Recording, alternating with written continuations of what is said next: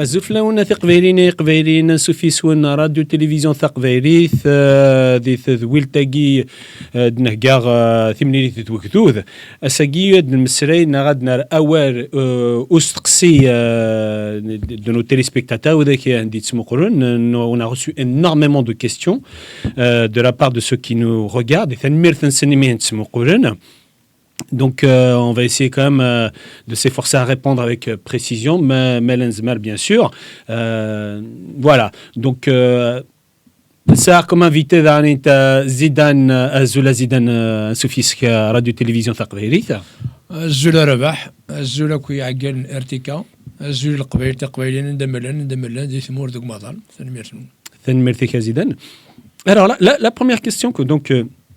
Qu'on a reçu d'un téléspectateur, Dagui, elle est vraiment pertinente. Je pense que beaucoup de monde se la pose. Pourquoi le patron de la DGSE, suite à la crise entre l'Algérie et la France, sur les influenceurs et la crispation entre la France et l'Algérie, pourquoi c'est le patron de la DGSE, donc le patron des services secrets, la direction générale de la sécurité extérieure de la France, qui s'est rendu à Alger au lieu du ministre des Affaires étrangères, Jean-Noël Barrot, alors que normalement c'est un problème politique, Nakhaté. Qu'est-ce qui s'est passé ? Effectivement, c'est une question vraiment pertinente. Je pense que celui qui l'a posée, je pense qu'il connaît la réponse, mais il a bien fait de la poser. C'est que en fait, Macron, Medina, l'Algérie, c'est en fait l'Algérie est créée par la France, il n'y avait pas d'Algérie auparavant, et que Tebboune c'est une marionnette, donc il est affaibli par le Hirak, il est poussé par les généraux. On n'a pas dit directement ça, mais il l'a fait allusion. Oui, il a fait allusion. Ouais. Donc voilà, et après il y a toute une crise, le il a retiré son ambassadeur, après quelques mois après il y aura Lud. Mais donc là, il a tout dit, mais Tebboune, il n'est jamais revenu sur Macron, il n'est jamais revenu donc sur ses positions. Donc en fait, il a dit que le régime algérien, c'est pas un régime politique, c'est un régime militaire. Et lui, il a dit textuellement comme quoi c'est les militaires qui décident.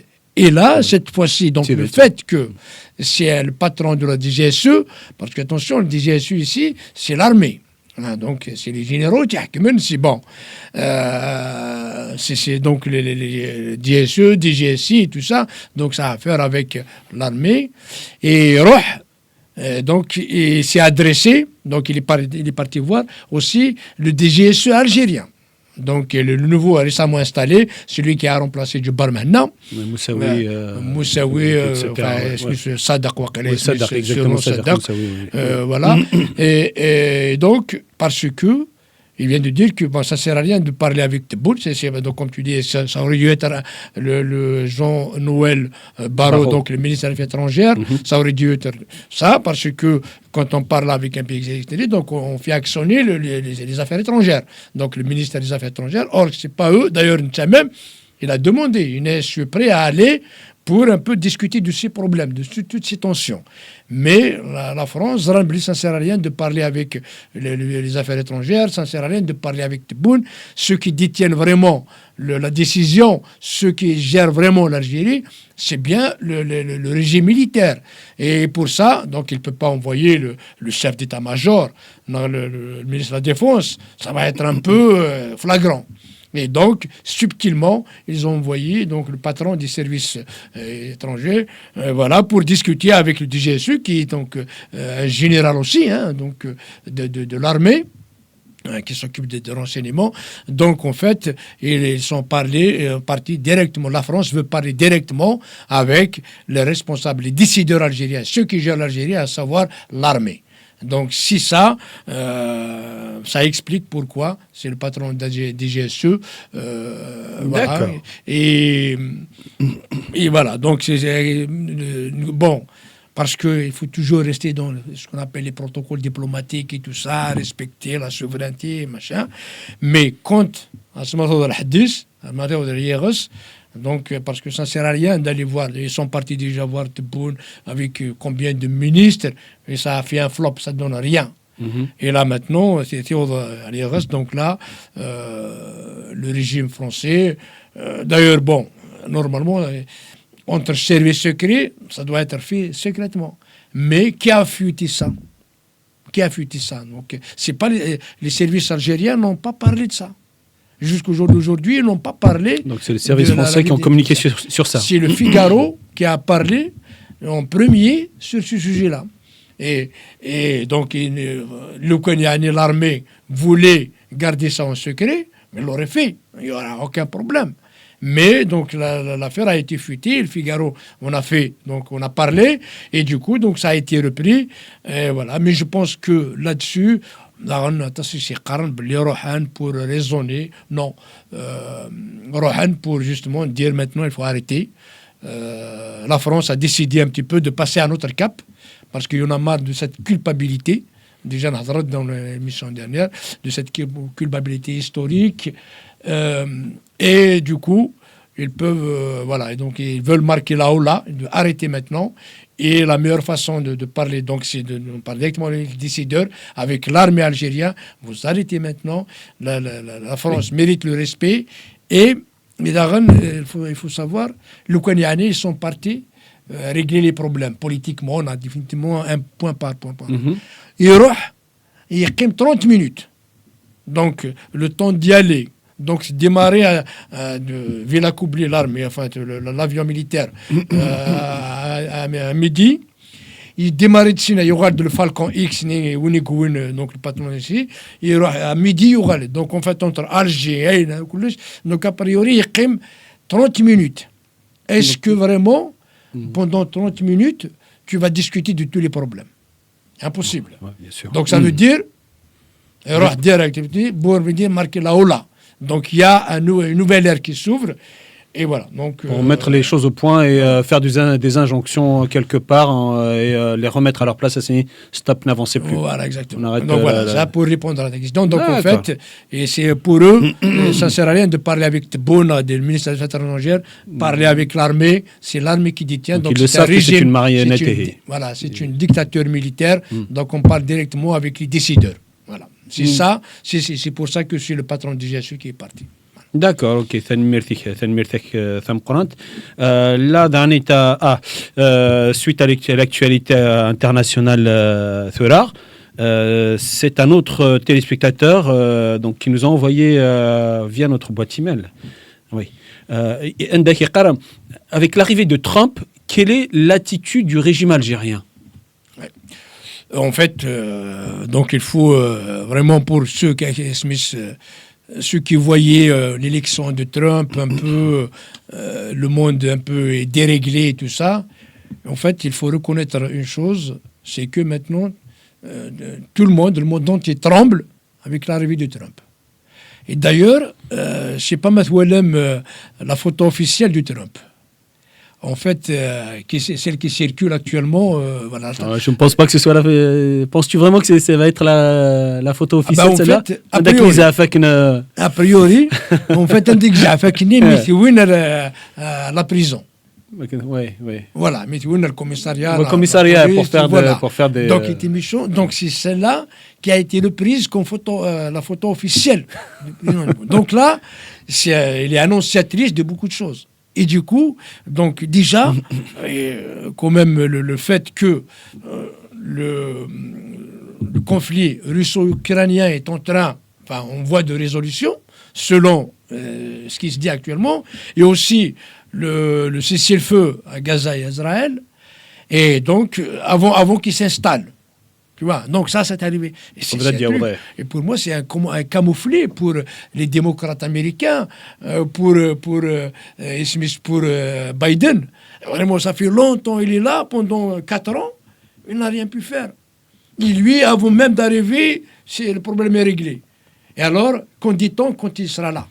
Et du coup, donc, il y a beaucoup de choses qui parlait donc pour la Et quelle est réponse à l'attitude, l'Algérie. justement, quelle est l'attitude du régime algérien avec l'arrivée de Trump? Voilà, justement, il y a une panique totale. Ah. Il y a une panique totale.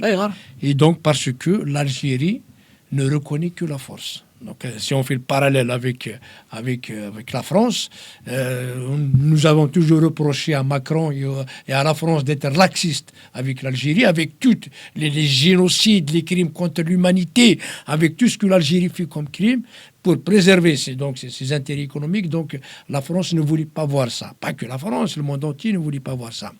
Mais là, maintenant, avec l'arrivée de Trump, lui, donc, il a brandi le bâton. Donc, il ferait de taille-taille. Il ferait de et la France, ce qui se passe, c'est qu'il commence à parler. Les responsables de Trump, enfin ceux qui sont pressentis, déjà nommés, ils sont nommés pour occuper des postes donc au niveau de l'administration de Trump. Déjà, il y a un déjà qui a parlé qu'il a commencé à traiter le Polisario de terroriste. Donc donc voilà, ça, terroriste. Mais qui soutient le Polisario? Qui héberge le Polisario? Qui finance le Polisario? Qui lui donne ses armes? Qui lui finance financièrement et puis militairement? Et qui lui donne ses terres? La logistique, c'est l'Algérie. Qui dit Polisario terroriste, dit l'Algérie terroriste aussi. Terroriste. Voilà. Et c'est ce qui fait que donc l'Algérie est en mode panique. D'ailleurs même, a priori, ils sont en train Tebboune et son administration, ils sont en train d'organiser des réunions pour parler de ça. Que devient-il, qu'adviendra-t-il juste après l'installation de Trump? L'ironie de l'histoire, c'est vraiment incroyable. L'Algérie, qui nous a catalogués en tant que terroristes, oui. L'Algérie a fait un décret spécialement pour les indépendantistes, le 87 bis, pour nous cataloguer terroristes, risque elle-même d'être officiellement cataloguée pays terroriste par les États-Unis. Et donc, si c'est les États-Unis, ça va être l'ONU, ça va être différentes organisations mondiales. C'est quand même quelque chose comme quoi, devenir douer. Dans un sens interdit. Voilà. Donc là, tout ce qu'il a fait, donc il y aura c'est pas déjà c'est leur fonds de commerce, c'est l'existence de l'Algérie, c'est les constantes de l'Algérie, c'est les piliers de l'Algérie, puisque les piliers ça y est, donc le conflit de Gaza-Israël, donc ça y est, le fonds de commerce et l'Algérie ne pourra plus parler de ça. Le Polisario, donc c'est le deuxième pilier de l'Algérie. Donc en fait, c'est l'effondrement. Donc l'Algérie venait à Pinchta. Venait à la France. Donc comme l'ennemi externe donc de la France. La France là, il est en train de changer de temps. Et donc pareil, le pilier donc on va passer à autre chose. Donc en fait, toutes les constantes de l'Algérie, ils sont en train de tomber comme un château de date. Donc ça, c'est l'Algérie s'effondre. Et la seule solution, ce n'est même pas le changement du régime. Parce que même le changement du régime, il ne peut pas casser 60 ans d'existence. En fait, plus de 60 ans d'existence, c'est basé sur sur des piliers, sur un mensonge. Sur des mensonges, sont interdits. Donc là, c'est l'effondrement de l'Algérie. Et pour préparer à ça, a priori déjà, c'est donc les nouveaux responsables de l'administration Trump, et on dit que l'Algérie est en train de changer de position vis-à-vis d'Israël. Ah oui. Donc vis-à-vis d'Israël, en fait, ils sont prêts. A priori, l'Algérie est prête à reconnaître Israël, ce qu'elle n'a jamais fait depuis 1962. Voilà. Il est prête à normaliser, dans le cadre des accords d'Abraham, donc la normalisation avec l'État d'Israël. Ça veut dire que donc, le fonds de commerce de la Palestine, Palestine, c'est fini. Parce que c'est au péril de sa vie, en fait. Au péril de l'existence de l'Algérie. Et avec le Polisario, donc c'est tout ce qu'il reste, ils veulent reconnaître Israël pour un peu se préserver par rapport au Polisario. Parce que, pareil, donc, un mouvement qui finance pendant des milliards, et le Polisario pendant 60 ans, et du jour au lendemain, tu laisses tomber le Polisario, comment tu vas faire avec les réfugiés? Et l'administration Trump ne sont prêts à reconnaître Israël, ne sont prêts à normaliser nos relations avec Israël. Par contre, s'il vous plaît, ne traitez pas le Polisario d'organisation terroriste, parce que directement, ils seront organisés comme étant un pays terroriste. Et Daran Nénès, en fait, laisser au moins, donc la question du Polisario, être traitée dans le cadre onusien. Donc aux Nations Unies, dans le cadre du truc. Après, en fait, ils vont un petit peu avoir un peu de recul par rapport à ça, ne plus demander quoi que ce soit, même le truc d'autodétermination, parce que la question du Polisario est pliée. Je ne sais pas si vous avez remarqué ces derniers temps, donc chaque semaine, il y a deux des rois pays qui ont reconnu le Polisario, ils sont en train de changer leur position. De changer leur position et ne reconnaissent plus le Polisario. Et du coup, donc c'est comme si on réduit en peau de chagrin. Et là, ils ont vu que ça y est, la question du Polisario est pliée, la souveraineté marocaine sur le Sahara est actée. Et du coup, la meilleure façon de faire, donc c'est un petit peu de reculer et de trouver aussi un issue par rapport aux 75 000 donc Sahraouis qui sont réfugiés à Tindouf. Voilà, le temps de trouver une solution. Voilà, donc a priori, c'est ce qui se trame actuellement. Pour dire que il y a une panique totale du régime algérien. Ils sont en train de négocier, voilà, pour sauver leur peau. Voilà, parce que s'ils sont considérés comme étant organisation terroriste, ça, donc il va être une paria. Ça va y aller mal. Ça va aller mal. Donc il va être considéré comme la Corée du Nord, ici, ça va comme l'Iran. Voilà. Donc en gros, pour répondre à ta question, donc vraiment les carottes sont cuites. Et puis nous, en tant qu'indépendantistes, pas au détriment du peuple algérien, c'est parce que l'Algérie s'immisce dans cet état, dans le sens interdit de l'histoire. Le peuple algérien est aussi victime que le peuple kabyle. Voilà, exactement. Donc, on ne voit pas d'autre issue comme l'autre des solutions, et que ça revient au peuple. Donc, chaque peuple doit s'autodéterminer. Bon, les autres peuples, s'ils veulent garder, c'est leur problème. Chacun défend ce qu'on a mis, ses intérêts. Donc, les peuples Amazigh, d'autres Touaregs, ils sont prêts à les aider, bien sûr. Mais s'ils veulent rester dans l'Algérie, ils peuvent rester. Mais la Kabylie demande son indépendance, demande son autodétermination. En parlant de la Kabylie, Sophie, en cas de la chute de l'Algérie, en tant que pays paria, qu'est-ce qu'a gagné la Kabylie, Dagui? Quel est le devenir de la Kabylie? Comment peut-elle tirer profit? Est-ce qu'elle a quelque chose à perdre, Arnit? Non, la Kabylie, là-dessus, il a perdu beaucoup. Hein, donc, il a perdu déjà 60 ans de sa vie. Donc, comme on dit, là, la France découvre que l'Algérie l'humiliait, mais la Kabylie, elle a été humiliée depuis 1962. Donc, chaque jour qui passe, c'est une journée d'humiliation de trop pour la Kabylie. Donc, si l'effondrement de l'Algérie il y a, ça sera un salut pour la Kabylie. La Kabylie, c'est le moment ou jamais de prendre son envol, de protéger son territoire et de réclamer son indépendance. Donc, je vois pas où, on peut pas dire va défendre son ennemi. Parce que l'Algérie considère la Kabylie comme son ennemi, et la Kabylie doit aussi considérer l'Algérie comme ennemi. On peut pas. Oui, le régime algérien qu'on se met d'accord, l'Algérie, on parle surtout du régime algérien, militaire, du pouvoir algérien, du arabo-islamiste. Voilà, on ne parle pas du peuple. Le peuple algérien, il est autant victime. Voilà. On les respecte. Il y a des peuples amazighs, la majorité des peuples berbères. Hein. Absolument. Voilà, alors. Dagui, oui, une question qui ne prête pas trop à sourire, mais elle est aussi importante avec Dénia. Oui, sur le christianisme Gounath en Algérie. L'Algérie, effectivement, persécute actuellement les chrétiens d'Ithmourth. Oui. Apparemment, donc la question est quel est le devenir du christianisme en Algérie? Ça, c'est la question d'un téléspectateur qui nous a été envoyée via nos réseaux sociaux. Voilà.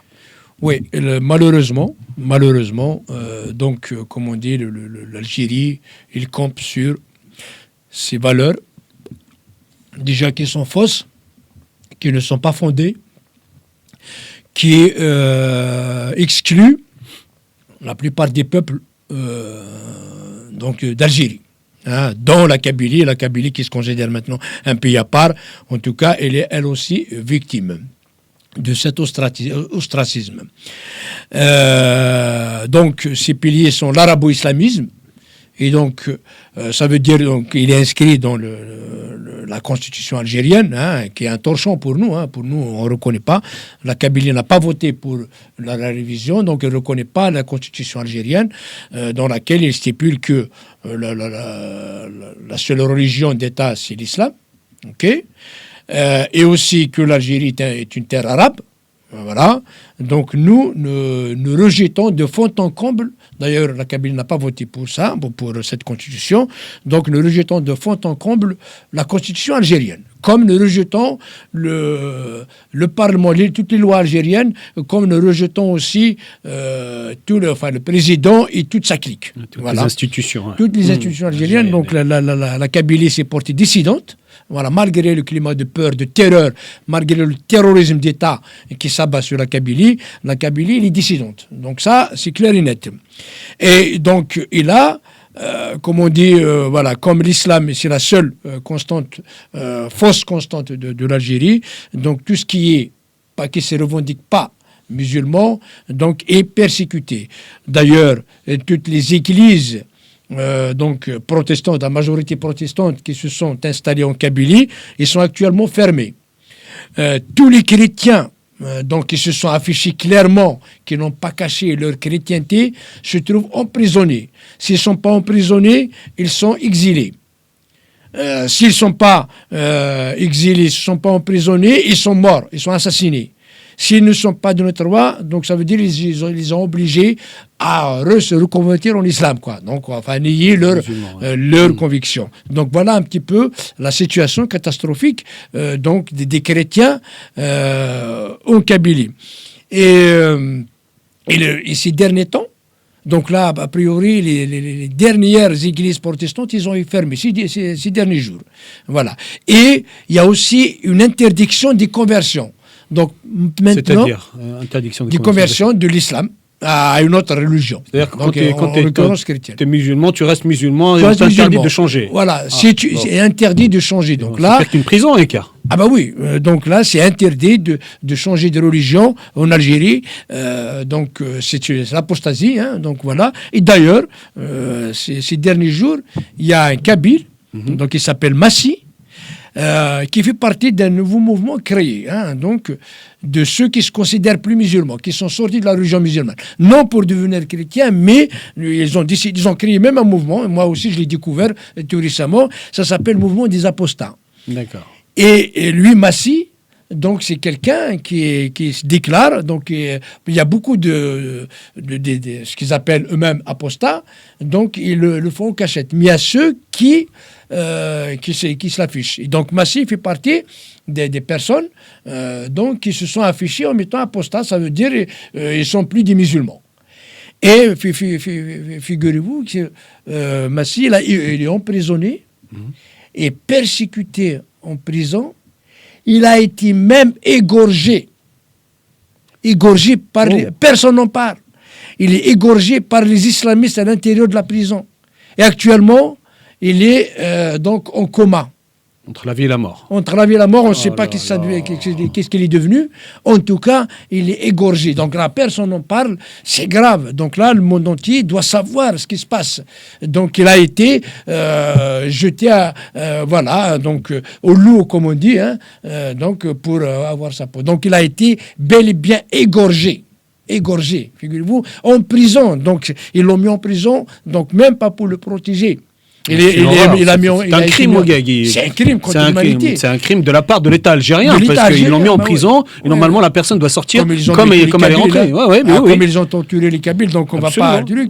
Voilà, donc, mais Guy, c'est un assassinat carrément. Les Kabyles, parce qu'ils ont revendiqué, les Kabyles, ils ont revendiqué leur Kabyléité, ils sont mis en prison, donc pas mal de Kabyles torturés, violés, donc plus de 500. Et combien d'emprisonnés? Plus des milliers de Kabyles emprisonnés aussi. Donc, c'est ça un peu le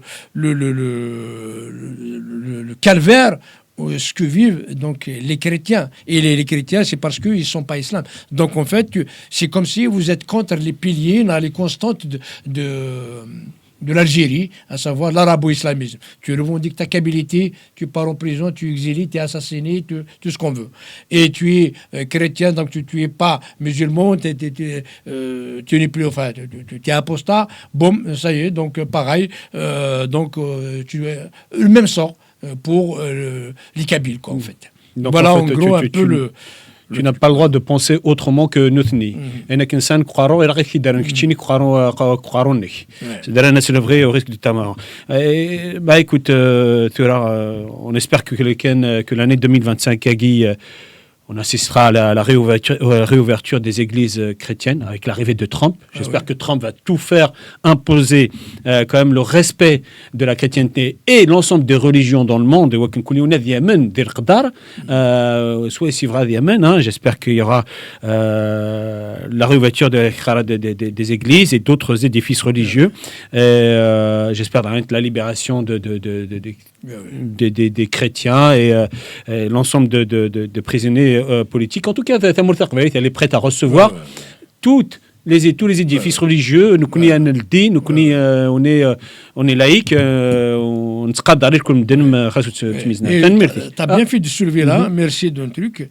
Parce que, en fait, les États-Unis, donc le ministère des Affaires étrangères, a classé l'Algérie dans la liste des pays qui persécutent les chrétiens. Ah.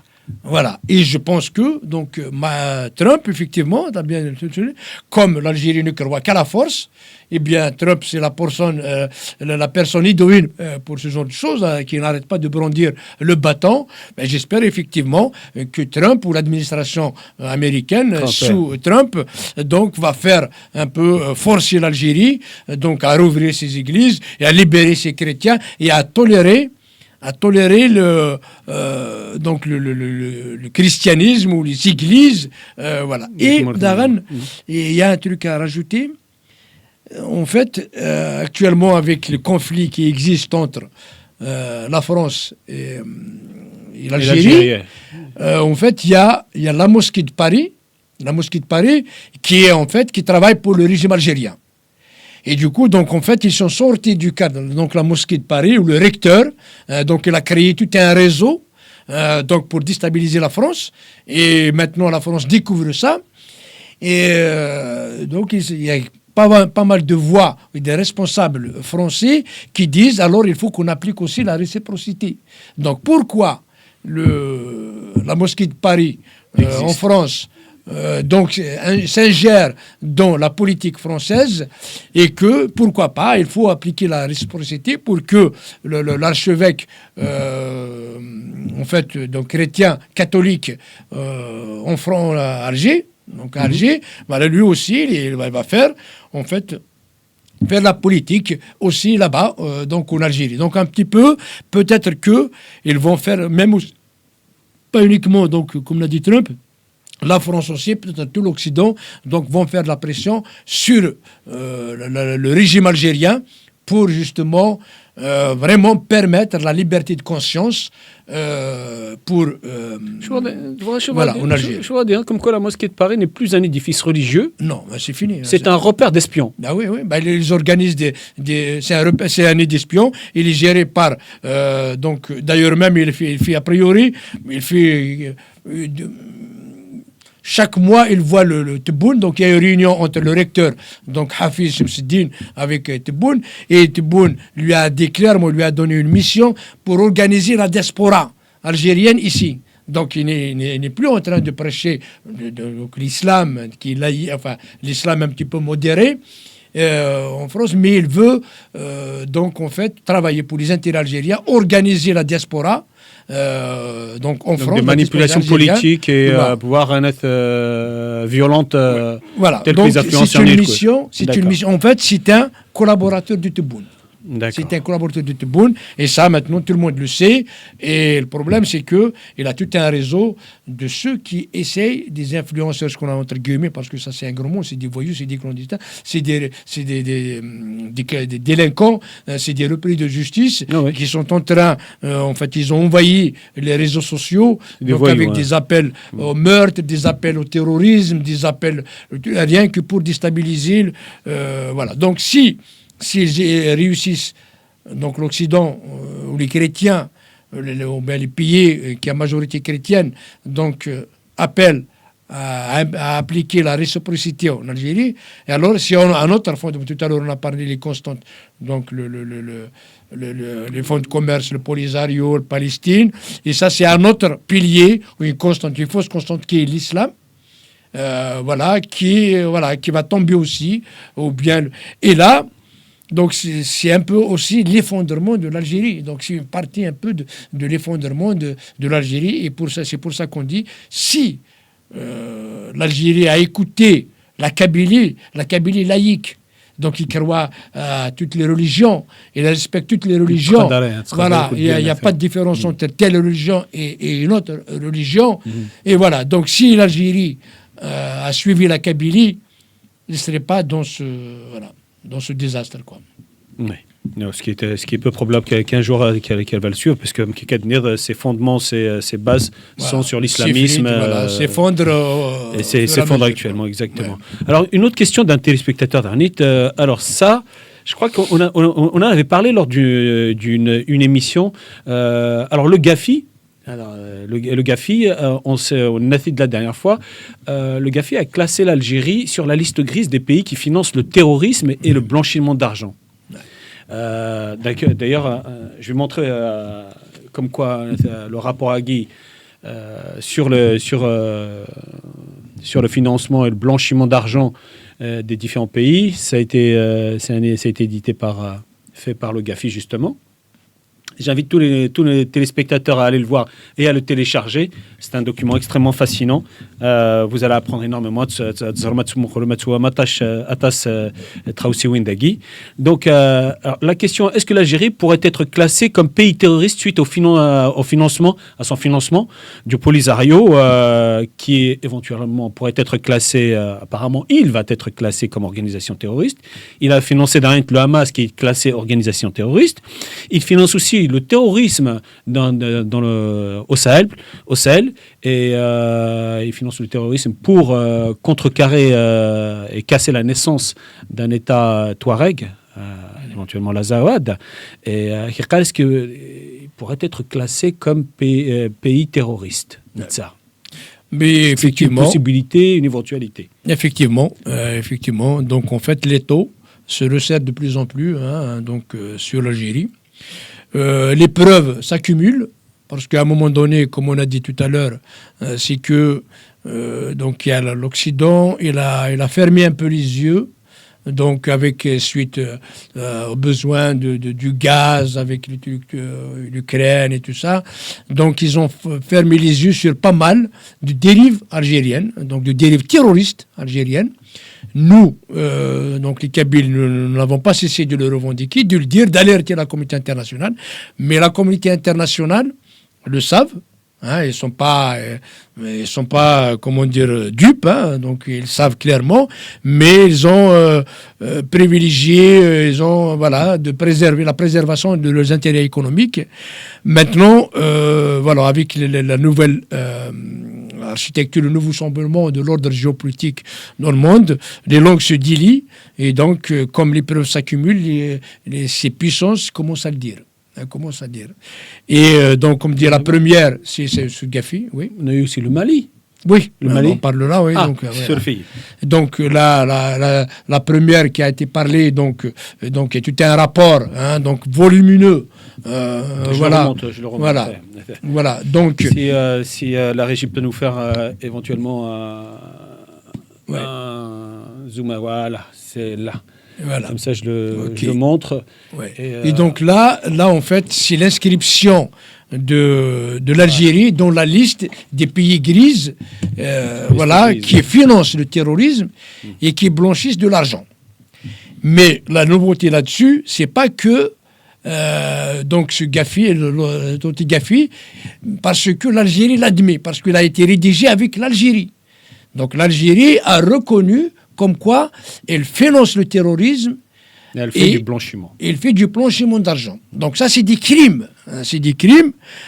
Donc il a reconnu. Donc en plus, il a été piégé. Expliquons ce que c'est le blanchiment d'argent. C'est la vente de drogue, c'est différentes, c'est la vente de drogue, vente d'armes illégaux pour différentes organisations internationales qui sont pas légales. Oui. Voilà, c'est ce qu'on appelle du blanchiment d'argent, avoir de l'argent. C'est de l'argent illégal. Donc c'est l'argent illégal, c'est du terrorisme, de la drogue, voilà, tout ce qui est donc illégal. Hein, voilà, c'est un crime. Donc là, le blanchiment d'argent, c'est un crime. Après, peu importe, du moment que c'est le blanchiment d'argent, du moment qu'il n'est pas venu avec, disons, un agent économique fiable, légal, donc c'est un peu du terrorisme aussi. Oui. Le blanchiment d'argent, c'est un peu du terrorisme aussi. Donc, cette inscription-là, donc c'est un pas, il reste un pas pour devenir une paria. Donc, un État paria, comme la Corée du Nord et comme l'Iran, comme la Russie maintenant. Et donc, c'est un peu grave, mais donc l'Algérie a reconnu qu'il finance le terrorisme. Et les preuves s'accélèrent, s'accumulent. Donc, par exemple, Hamas, d'ailleurs, parce qu'il n'avait pas gouverner, c'est prévoir. Donc, ils doivent avoir une vision prospective de ce qui se passe. Comme aveuglement par populisme, par idéologie, par des constantes non fondées, infondées. Donc, ils ont dit, nous sommes pour la Palestine, Zalima ou Modloma. Donc, qu'il soit dans le juste ou bien qu'il ait tort, qu'il ait tort. Et là, donc, le Hamas, donc, ils ont reconnu, ils ont le Tebboune, donc, il a lui-même accueilli donc, les factions du Hamas, terroristes du Hamas, après l'opération donc du 7 octobre, hein, donc le pogrom de 7 octobre contre Israël. Donc l'Algérie, Tebboune lui a dit, moi-même, c'est moi qui va régler le problème de Palestine. Donc il a pris position pour l'activité terroriste du Hamas. Et là maintenant, comme Hamas est tombé, on en a parlé juste avant. Là maintenant, d'accord, je suis prêt à signer, à reconnaître Israël. Donc, parce que c'est trop tard. Donc, qui va te croire maintenant? Ta crédibilité, et ça y est, t'es plus crédible. Parce que, voilà, il a faussé, comme dit, sur le mauvais cheval. Voilà. Donc, non seulement il n'a pas réglé le problème, mais il a envenimé la situation. Voilà. Donc, il y a j'étais bonné de coller ça, c'est des bons rien. Donc, si on dit, il leur faut une autodissolution de l'Algérie, un effondrement. Il faut que les Kabyles prennent, comme la Kabylie prenne son envol et décide. Et pareil. Donc, vous avez tous suivi aussi la réaction du gouvernement malien. Donc, il a directement accusé donc le régime algérien d'être un régime terroriste et qui finance donc les groupes terroristes donc au nord du Mali. Bon, en fait, ce qu'il a fait, bon, tout le monde le sait. Pourquoi l'Algérie est mise dans une position où il est responsable de l'avènement du Qaïda, l'avènement de Daesh, l'installation de Daesh, l'installation d'Ansardine, l'installation du JIA, d'AQMI, donc tous ces mouvements terroristes au nord du Mali. C'est pour empêcher l'Azawad d'émerger. Voilà. Les ennuis donc, du nord du Mali ont commencé dès que l'Azawad donc, a revendiqué l'indépendance. Mais comme l'Algérie, on a dit donc qu'elle est contre les peuples amazirs, les peuples berbères, ils ne veulent pas qu'il y ait un État amazir qui s'installe. Donc, ils ont tout fait. Pour arrêter donc l'Azawad. Donc, donc voilà, tu crées une affaire dans l'affaire, tu fais le truc, et puis voilà, ça ne marche plus. Donc là, en fait, ils ont introduit le terrorisme au nord du Mali pour empêcher l'Azawad d'avoir son indépendance. Donc déjà, l'Algérie, c'est une preuve. Donc à l'ONU maintenant, tout le monde dit que l'Algérie finance le terrorisme. Donc il est reconnu ici. Ils ont ramené Wagner. Wagner, c'est des milices illégales. C'est des terroristes, effectivement. Wagner, c'est une milice, Voilà. Ce sont des mercenaires, et donc ce sont des terroristes. Exactement. Il finance, on vient de le dire, le Polisario aussi. Donc, par le Polisario qui va être traité en tant qu'organisation terroriste plus tard. Et donc, voilà, c'est un nouveau chambellement. Donc, ça va rebattre toutes les cartes en Afrique du Nord.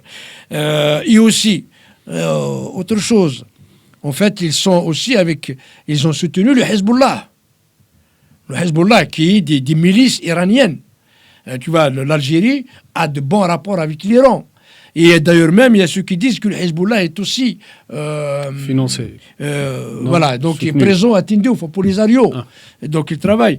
Ils soutiennent Bachar el-Assad parce que maintenant, en fait, vous savez aussi, l'Algérie voulait un peu réintroduire la Syrie avec tout ce qu'il y avait, les crimes contre l'humanité commis contre le peuple de Syrie, avec donc le Bachar el-Assad. Et l'Algérie veut réhabiliter Bachar el-Assad. Maintenant que les opposants, ça, il y a beaucoup de choses à dire, parce qu'ils faisaient partie de Daesh, ils faisaient partie des terroristes d'Al-Qaïda, les nouveaux patrons de la Syrie. Mais en tout cas, ils ont gagné contre Bachar. Par contre, l'Algérie a pris avec Bachar. Et le monde est en train de composer avec les nouveaux responsables de Syrie. Donc l'Algérie a misé sur la peste, alors que c'est le choléra qui l'a emporté. Gagné. Exactement, qui l'a emporté. Et du coup, là, et en fait, parce que le Hezbollah a été pro à Bachar. Donc voilà un petit peu. Donc tout ça, et il est resté dedans. Donc les gens, il y a pas mal de gens qui étaient avec Bachar, mais ils ont su, à un moment donné, prendre leur distance. Prendre leur recul. Je prends par exemple la Syrie, le revenu à la Ligue arabe. C'est grâce à l'Arabie saoudite. Mais après l'Arabie saoudite, il a pris du recul. Donc il a su à un moment donné, voilà, donc fonctionner un peu leur cervelle, quand est-ce qu'il faut revenir en arrière. Même la France, d'ailleurs même le responsable actuel de la Syrie, il est donc demandé par... il y a un rançon pour il est recherché par les États-Unis. Il est considéré pas terroriste, mais il est revenu. Et l'Algérie, donc, n'a pas su, il est resté tout le temps, donc maintenant, pro-Bachar, pro-Syrie. Donc c'est pour ça qu'il dit qu'il n'a pas de souveraineté. Donc il s'est mis un peu... L'Algérie ne sait plus quoi faire. Voilà. Et aussi, il n'a jamais, comment dirais-je, avec les Houthis. Donc, ils nous ont dit que les Houthis, ils sont en train alors qu'ils ne sont pas concernés par l'affaire, et donc, ils sont en train de bombarder tous les bateaux qui traversent la mer Rouge. Ils sont en train de bombarder Israël, parce qu'ils soutiennent Gaza. Et là, maintenant, Gaza est perdu. Mais l'Algérie n'a jamais dit que les Houthis n'ont pas le droit de faire ça. Voilà. On n'a jamais dénoncé ces attaques. On n'a jamais dénoncé ça. Donc, qui ne dit mot consent. Voilà. Et donc, effectivement, pour répondre à ta question tout simplement, donc il y a forte chance que l'Algérie soit mise dans le... Elle risque en tout cas d'être... devenir un pays paria, voilà, comme la Corée du Nord, comme l'Iran, comme la Russie, et donc passer le deuxième pas, donc de la liste grise à la liste noire. Voilà. D'accord. Sachant que dans la liste noire, il y avait combien actuellement de pays? Il y a la Corée du Nord, il y a l'Iran, les pays parias, et la Russie, il est sorti du GAFI, quoi. Donc voilà. D'accord. Donc il y a trois. Là, c'est la Russie, la Corée du Nord et l'Iran. Donc peut-être un jour l'Algérie. Ouais. Si elle progresse dans ce sens. Et voilà. Si l'Algérie a suivi donc la Kabylie, au lieu de la mettre à dos, la Kabylie, donc il ne serait pas dans cette galère-là. Voilà. Ben parce que la Kabylie, en fait, il croit au voile universel. Il a chaque fois contre la justice. Enfin, il est pour la justice, il est pour la démocratie, il est pour la paix sociale, il est pour les valeurs universelles, il est pour la laïcité, il est pour les droits de l'homme et de la femme. Donc voilà, il a tout ce qui est contre l'Algérie. Il est à 180 degrés donc par rapport à ça. Il est à l'opposé de toutes ces valeurs-là, et c'est ce qui va l'amener vers son autodissolution ou son effondrement. D'accord, Tanmir. Alors là, donc, nous arrivons à notre dernière question, mais Je t'avoue que cette question-là, Guy, m'a énormément surprise et c'est incroyable. Alors donc, c'est quelqu'un qui a vu notre émission la dernière fois sur les Kurdes. On a fait donc l'émission avec le peuple kurde, dans lequel il disait le régime algérien a invité les organisations. Le régime algérien a invité les organisations kurdes YPG et le PKK à Tindouf avec le Polisario. Quelle est la lecture que vous faites de ça? Ouais. Moi, ça m'a abasourdi réellement en lisant ça. J'étais pas au courant. Je l'avoue, j'étais pas au courant. Je viens de l'apprendre. Et puis voilà, j'ai été un peu regardé ce qu'il en est, effectivement. Je te laisse dire ce que tu en penses. Oui, donc effectivement, l'Algérie, bien sûr, tout le monde le sait, il suit notre activité. Il est au courant, donc il est probablement c'est le premier, donc qui suit notre activité. Et c'est pas qu'il s'intéresse, c'est pour nous contrarier. Donc tout ce que nous faisons, donc il essaie de trouver des stratégies, comme Tebboune aime à l'appeler, c'est contre-Khotta. Donc nous on a une stratégie, lui il fait une contre-stratégie pour nous combattre, pour nous battre, pour donc nous avoir quoi. Donc voilà. Et certainement il a vu que nous avons de très très bons rapports avec les Kurdes, avec les Kurdes. Et nous travaillons beaucoup avec les Kurdes. Exactement, nous travaillons beaucoup avec les Kurdes. Donc probablement nos auditeurs ou bien nos téléspectateurs ont vu que cette émission. Nous avons l'habitude depuis longtemps de travailler avec les Kurdes. Nous avons de très bons rapports avec eux et nous connaissons beaucoup donc le peuple kurde, le Kurdistan. Et en fait, il y a en tout 4 peuples. Mais c'est le seul peuple réparti sur 4 pays. Sur 4 pays. Donc la Turquie, la Syrie, l'Irak et l'Iran. Et pratiquement, nous connaissons donc les représentants de ces différents pays, donc les Kurdes de ces différents pays, nous avons de très très bons rapports. Nous avons été invités par donc ces peuples-là, ce peuple-là des 4 pays, donc au Parlement européen. Nous avons été, ils nous ont donné la parole, nous les avons défendus, tout ça. Nous travaillons à chaque fois que nous allons à l'ONU, nous les rencontrons. Donc on discute, on s'échange, et il y a beaucoup, donc on fait des réunions de travail avec eux. Nous avons donc fait l'émission, donc un haut représentant donc des Kurdes, lui donc il est de Syrie, mais il travaille pour donc les Kurdes en général. Et nous avons même signé une déclaration commune, donc une déclaration commune signée par la HRDK et ce représentant kurde que nous avons publié. Et nous travaillons aussi, nous avons des rapports avec les Kurdes ici installés en France. Voilà, donc il y a, et aussi ils partagent. Donc en fait, il y a une similitude de l'opposition. Donc nous les soutenons et ils nous soutiennent. Et ils savent que, ils savent que nous vivons, le peuple kabyle, on vit pareil. C'est qu'eux-mêmes vivent quelque part. Voilà, exactement. Donc nous avons un petit peu le même sort. Oui. Et eux, ils ont déjà font face à 4 régimes, mais de même obédience.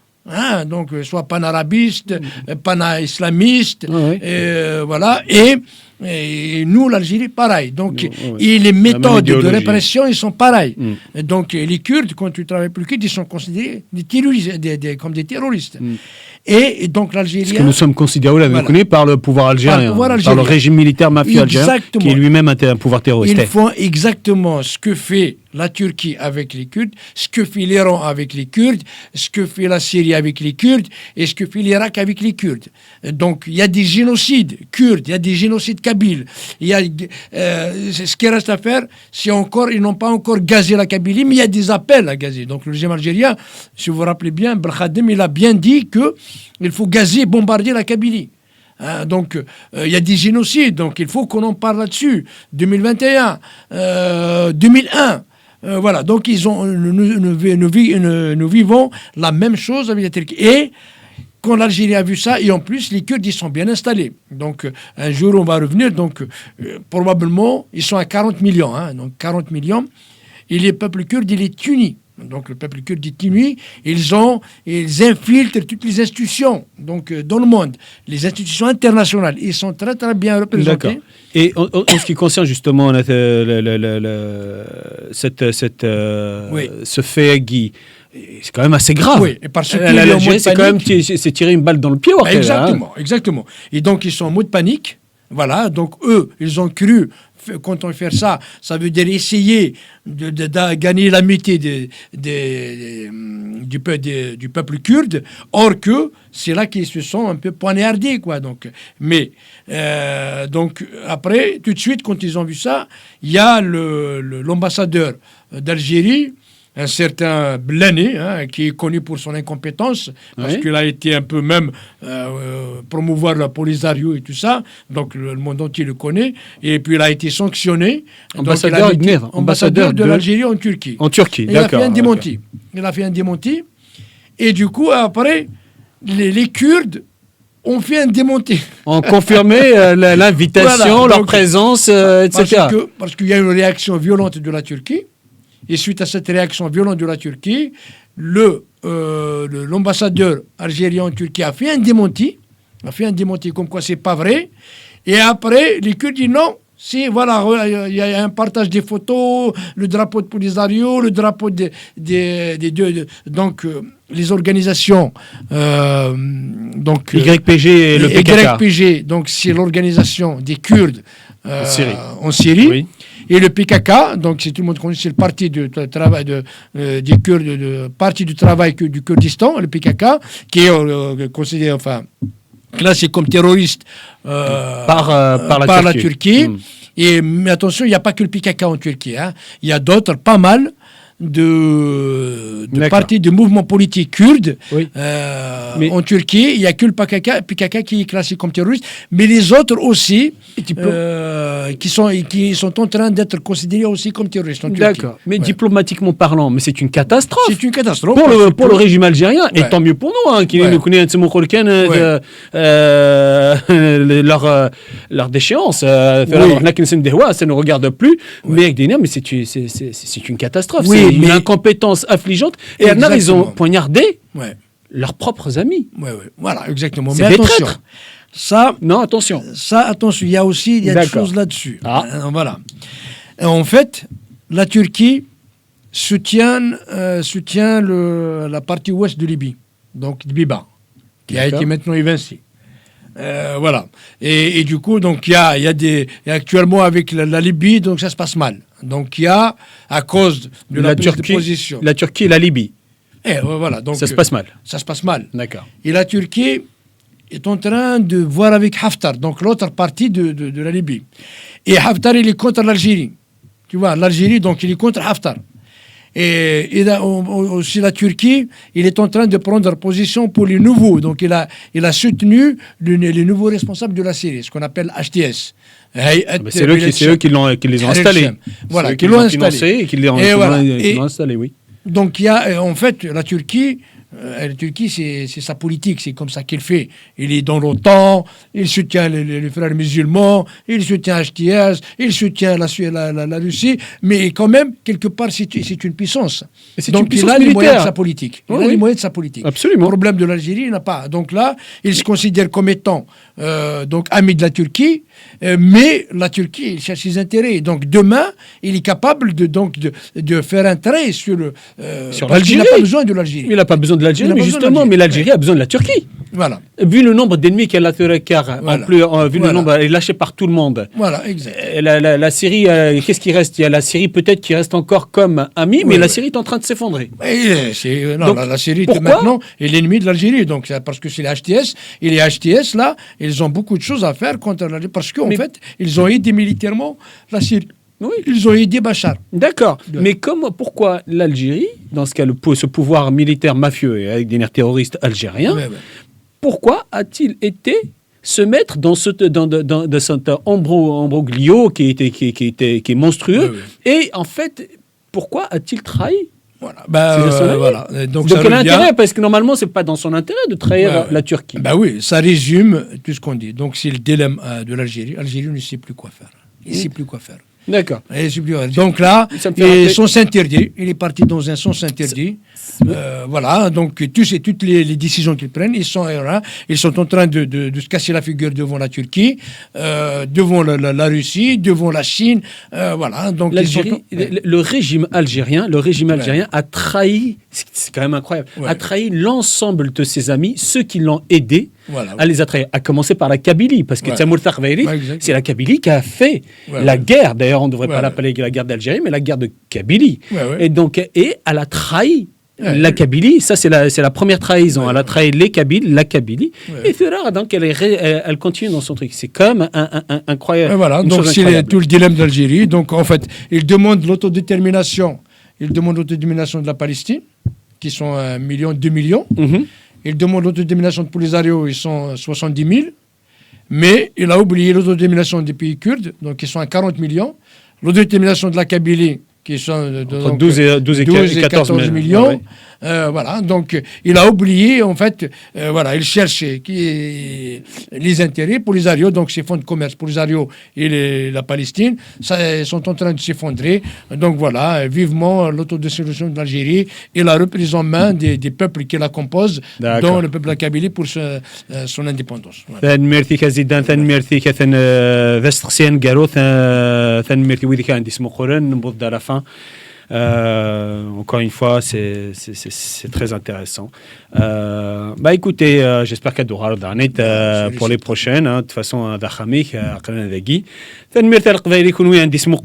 encore une fois, n'oubliez pas de vous abonner à la page YouTube, la chaîne YouTube du Radio-Télévision Taghveri, Radio-Télévision Kabyle, regardez aussi nos différents réseaux sociaux. Ils peuvent poser des questions. Et peuvent poser effectivement des questions à l'image de nos amis qui nous ont posé ces questions-là. En ce qui concerne le blanchiment d'argent et le financement du terrorisme par l'Algérie qui a été classé sur la liste grise du Gafi, je vous invite encore une fois à regarder et à télécharger, à lire ce document qui est extrêmement intéressant. Nous pensons effectivement et وذاك اللي ندير حفص الكره جايت مثلا نتنا كثير كلها في نسل كوس تبع ثمور ثقفيليث هني رحان vive la Kabylie libre et indépendante ثنمير ثنون على سنيضان